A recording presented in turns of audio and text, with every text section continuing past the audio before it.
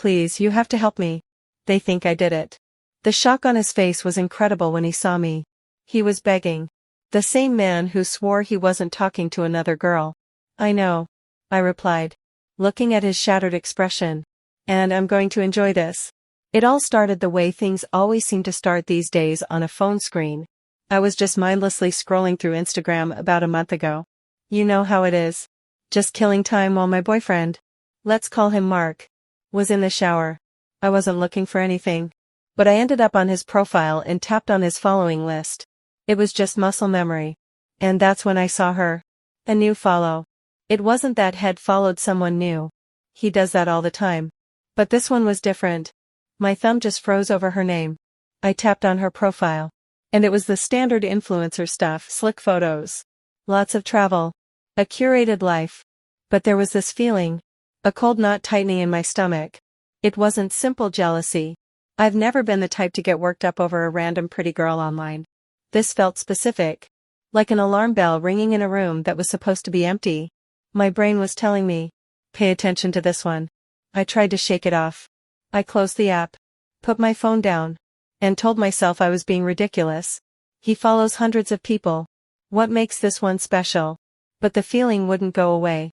A few hours later, I found myself looking her up again. This time, I went deeper. I saw her main page and noticed she had a second private account linked in her bio, the classic Finsta for close friends. On a whim, I checked Mark's following list again, searching for that private username. And there it was. He was following that one, too. That's when the alarm bell started screaming. The public page. Fine. Whatever. But the private one. You have to request to follow that. It means you're interested in more than just the polished public content.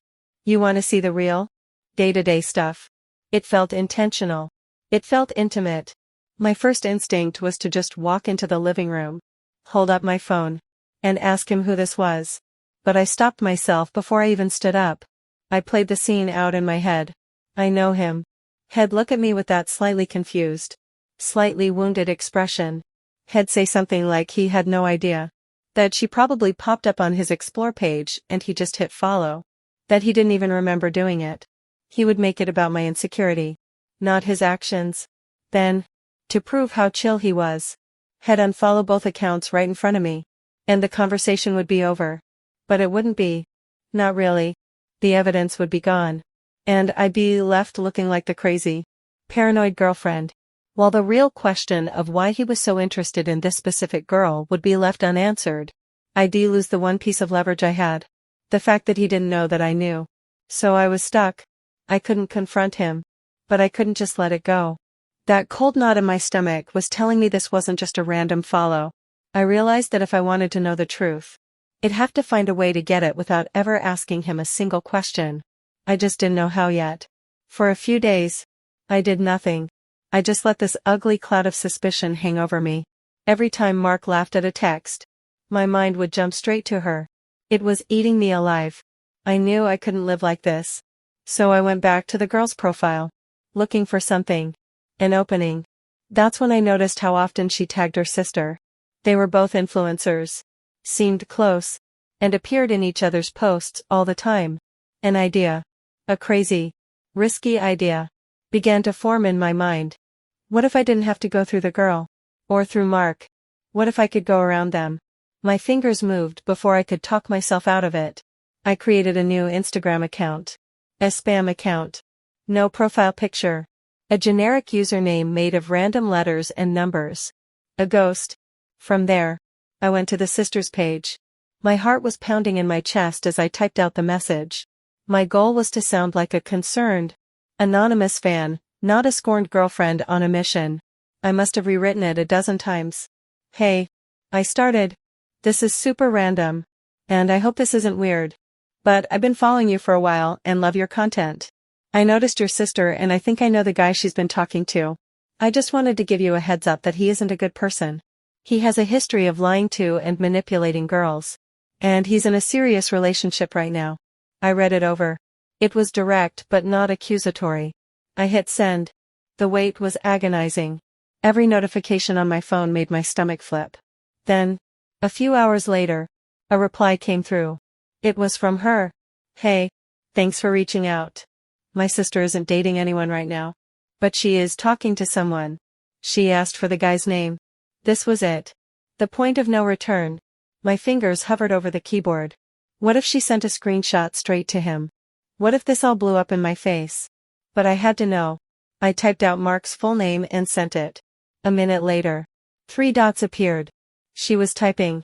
Oh. Wow. The message read. Yeah. That's him. They've been talking for a while. She said they've never met in person. Though.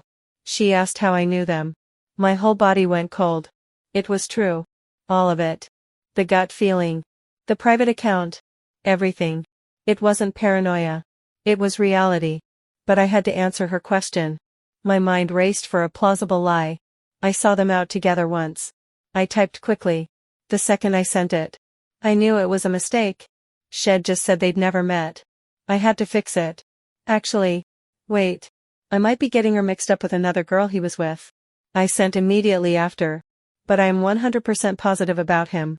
I know for a fact he's in a relationship, and I just wouldn't want to see your sister get hurt by him. The backtrack felt clumsy. But it was the best I could do. Thankfully, she seemed to buy it. Her final reply came through a minute later. Thank you so much for telling me. I really appreciate you looking out for her. I'll talk to her. She won't talk to him again. I stared at the screen. A wave of relief washing over me. It worked. I had dodged a massive bullet and handled the situation without a single tear or screaming match. I had won. Or so I thought. For the first week or so after that conversation with the sister, I felt lighter than I had in a month. I felt like I had pulled off a surgical strike. I had identified a threat, neutralized it, and avoided a huge, messy fight with Mark. I told myself that He'd probably never even know what happened. He'd just noticed one day she wasn't in his feed anymore. Or had tried to message her and it wouldn't go through. Problem solved. I felt smart. I felt in control. And for a little while, the knot in my stomach was completely gone. The relationship felt normal again. But that feeling started to fade. A little seed of doubt crept back in. I wondered if she really talked to her sister. I wondered if the girl actually stopped talking to him. So, about 2 weeks after my undercover operation, I found myself checking again. I didn't use the spam account. I just went to her public profile from my real one. My thumb tapped on her followers list and I typed in Mark's name. My breath caught in my throat. He was still there. Okay. I thought. Trying to stay calm. Maybe she just forgot to remove him from the public page. The private one is what really matters. I switched over to the spam account. The one that could see her private follower list. My heart starting to beat that fast. Panicked rhythm again.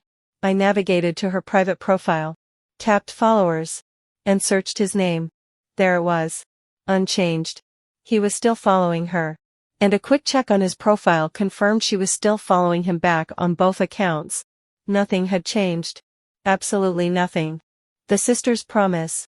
The relief I felt. All of it was just an illusion. The digital thread connecting them was still there. Completely intact. It felt like a punch to the gut. I wondered what this meant. Did the sister lie to me just to get me to go away? Or did she talk to her sister?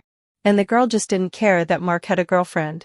And this was the thought that made me feel sick. Did she confront Mark? And he somehow charmed or manipulated his way out of it, convincing her I was the crazy one. Suddenly, I felt like a complete fool.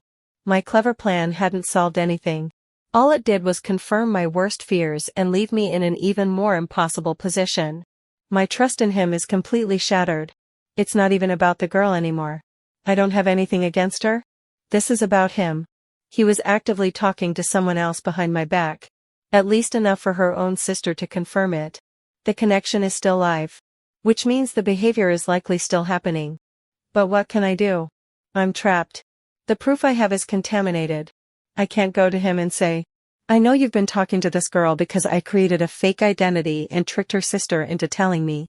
The conversation would immediately shift to my deception. It'd become the villain. The one who schemed and spied. He'd have the perfect excuse to ignore the actual problem. So I'm just sitting here with this toxic knowledge, watching him act like everything is perfectly fine.